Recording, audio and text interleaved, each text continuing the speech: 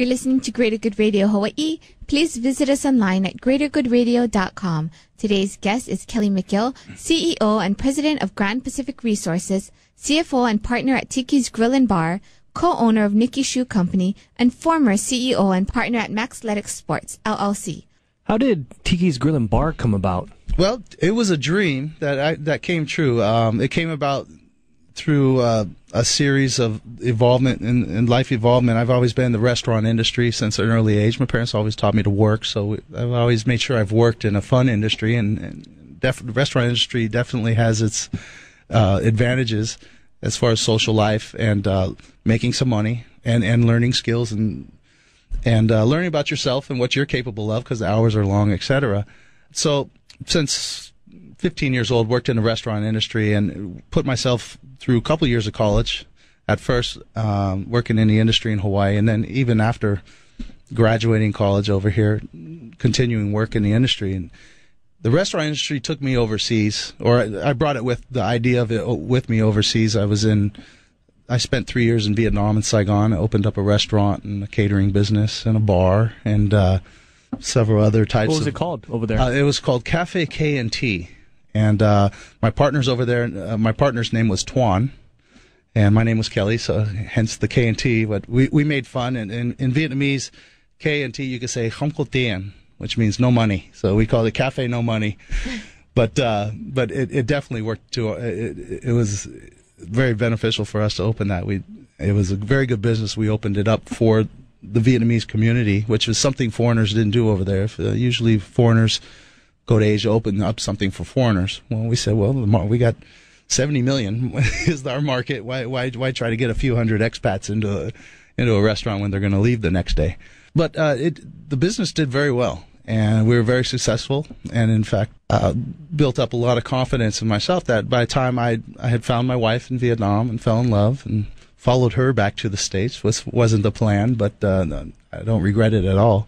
And we settled in Hawaii, and I went back with a few college friends who I went to University of Hawaii with, fraternity brothers, and we've always discussed opening a restaurant, and sitting around drinking a beer saying, hey, one of these days we're going to have a restaurant, and we always wanted a Duke's or, something on the beach. And we were all at the point of our lives, we had all gone different directions and come back with knowledge and some finance and confidence. And so we pulled all those resources together, and we created Tiki's Grill and Bar. And there was 3 of us at the time. And how come it's called Grill and Bar instead of like Bar and Grill? Well, Bar and Grill, to me, and this was a decision that took a few nights mulling over. And specifically, we wanted to put the grill in front of the bar to intone a family atmosphere first. We didn't want it to be a bar first. And sometimes if you go to Chili's, and not to say anything bad about that, or any of the bar and grills, I won't mention any names, but people tend to think of the bar before the grill. And it creates a bar atmosphere, and you're less likely to bring your children and stuff there. So we wanted to switch it around and let people know, hey, we're a restaurant first. We want to cater to the family and to the bar second. And it's one of our favorite restaurants. So oh, well, thank you. For that. Food's good over there. Yep. But I was wondering, why did you go overseas to open up your first restaurant or, open your first business? Yeah, well, that's a long story. I'll try to shorten it. I've always had the travel bug. Since I was 18, my parents moved to Africa right out of when I finished high school and came to University of Hawaii. So I was very fortunate to travel to Africa twice a year through summer and Christmas vacations. And it would always bring me through Asia, and I would have a layover. And as I got older, I would make the layovers a little longer and experience, some of the surroundings in Hong Kong or Taiwan. And it really got the Asian bug as far as just the culture and the people. And I needed to immerse myself into it. And so there was a point a year before I graduated university, I had an opportunity to go to Vietnam. And I had always been interested in going there. And I was supposed to go with a teacher. Turned out I couldn't. But I went by myself anyways.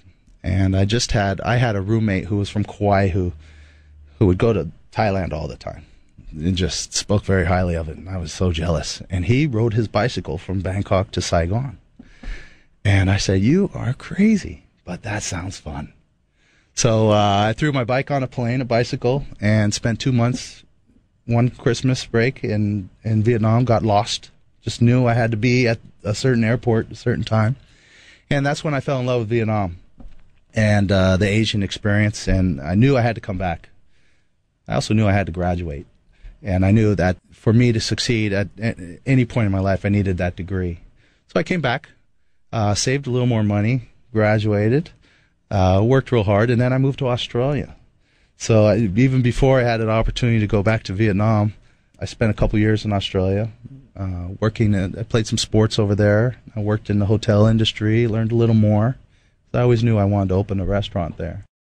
Thanks for tuning in. Stay tuned for more on Greater Good Radio.